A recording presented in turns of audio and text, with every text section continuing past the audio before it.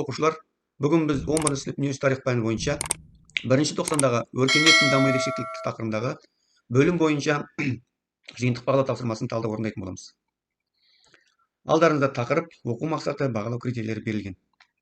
Бірінші тапсырмада төменде көрсетілген экономикалық жүйелерден әрқайсының бір тиімді тұсын және бір тиімді тұсын көрсетуіміз қажет. Екінші тапсырмада төменде әртүрлі елдердегі әртүрлі экономикалық жүйелердің белгілерінен нарықтық экономикаға тән белгілерді анықтайтын боламыз. Үшінші тапсырмада қазіргі таңда Қазақстан Республикасының табиғи географиялық орналасуын, экономикалық дамуымызға шектеуші факторды атаңыз және одан тиімді шығу жолын көрсету, шектеуші фактор және тиімді шығу жолдарын талдап көрсететін боламыз. Алдарыңызда бағалау критерийлері, тапсырма саны 3 және дескрипторлар берілген. Барлығы 12 шәкірт балл жинауымыз қажет етеді. Онда құрметті оқушылар, бірінші тапсырмаға көшейік. Бірінші тапсырма бойынша төменде көрсетілген экономикалық жүйелердің әрқайсының бір тиімді тұсын және тиімсіз тұсын көрсетейік. Дәстүрлі экономикада, немесе аграрлық экономикада деп айтамыз оны, дәстүрлі қолөнер экономикасының мықты тұсы оның болжамдылығы мен тұрақтылығы деп аталады. Кемшіліктердің ішінде сыртқы әсерге тәуелділік, қазіргі жаһандық әлемдік мемлекеттік қолдау сүрмейді және әлсіз технологиямен ерекшеленеді. Ресурстар, жоспарлы экономиканың тиімді жақтары: ресурстар тиімді бөлу, бұл өндірістің шығындарын айтарлықтай азайтуға көмектеседі. Экономиканың дағдарысқа төзімділігі, ресурстар белгілі бір өндіріс салаларының концентрациялануы, мемлекет кәсіпкерлерге қарағанда бір уақытта барлық мүмкін табыстың бәрін алуға тырыспайды. Бұған байланысты экономиканың әртүрлі бағыттар үнемі дамуы. Аралас экономикада аралас экономика үш жақтары: ресурстарын тиімді пайдалану, өндірушілердің экономикалық еркіндігі, белгілі бір көрсеткіштердің басым болуы. Енді тиімсіз тұстарын көрсететін болсақ, дәстүрлі экономикада техникалық прогрестің шектеулілігі, табиғи климаттық жағдайлардың тәуелділік, өз қажеттілігі үшін ғана өнім өндірудің басым болуы, басқару формасы деспоттық, яғни жеке басшылық, құқық пен заңға қарағанда билік үлкен құндылық, адам саясаттан алшақ саясат азғантай ақсүйектер тобының ісі, мемлекеттің жеке адам мүддесімен санаспауы, қарапайым технологияның қолданылуы, қол еңбегіне сүйенуі, даму қабілетінің болмауы, еңбек өнімділігінің төмен болуы, табиғи жағдайларға тәуелділік. Жоспарлы экономикада жоспарлы экономиканың әлсіз жақтары: экономикалық дағдарыс, инфляция, кәсіпорын жартысынан астамы тоқырауға ұшырауы, орташа жалақы 2 есе кеміп, ал ең төменгісі 90%-ға жетуі. Аралас экономиканың тиімсіз тұстары: аралас экономика кемшіліктері ол инфляцияны, жұмыссыздықты, бай және кедей арасындағы алшақтықты жоюға қабілетті емес. Тауарлардың сапасы мен тұрақсыз өндірістік активтердің төмендеуі мүмкін. Өндірушілердің жаңа нарыққа шығуы бәсеңдету.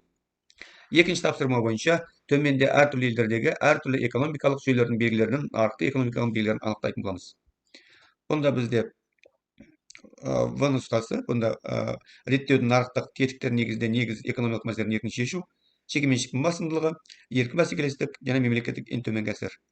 Міне осы белгілерді осы нарықтық экономикалық тән белгілер болып есептеледі. Құрметті оқушылар, үшінші тапсырмада қазіргі таңда Қазақстан Республикасының табиғи географиялық орналасуын, экономикалық дамуымызға шектеуші факторды атаңыз және одан тиімді шығу жолын көрсетіңіз. Шектеуші фактор және тиімді шығу жолы.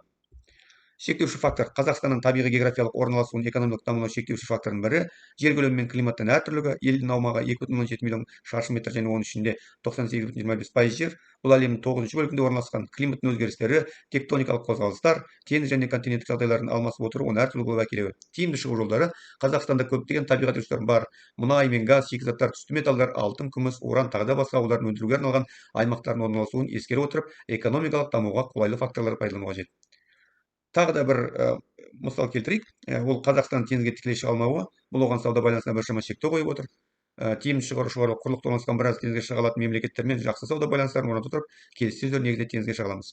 Келесі тағы бір шекуші фактор: Қазақстан барлығының пайдалы қазбалар ресурсы жөнінде әлемдегі 6-шы мемлекет. Олардың негізгі ерекшеліктері толық құрамдылығы мен ірі масштабтарында. Еліміздің жер қойнауында уранның әлемдік ресурстың 4-тен бірі, хромның 7-тен бірі, қорғасын мен мырыштың 10-нан бірі орналасқан. Осының басқа да пайдалы қазбалардың түрлі бойынша Қазақстан Республикасы алдыңғы қатардағы мемлекеттер ондығына кіреді. Қазақстанның қуатты минералдық шикізат базасы басты бәсекелестік артықшылығы болып табылады. Бірақ оның дамуына объективті қиыншылықтардың да әсері бар. Өндірудің кен геологиялық жағдайы мен шикізат санасы нашарлап кетті. Пайдалы қазбалар кен орнында біркелкі таралмаған. Енді бұның тиімді шығу жолдары: пайдалы қазбалардың бай кен орындарын тұруға қолайсыз аймақтарда орналасқан. Оларды игеру жаңа тәсілдер мен технологиялар қажет етеді.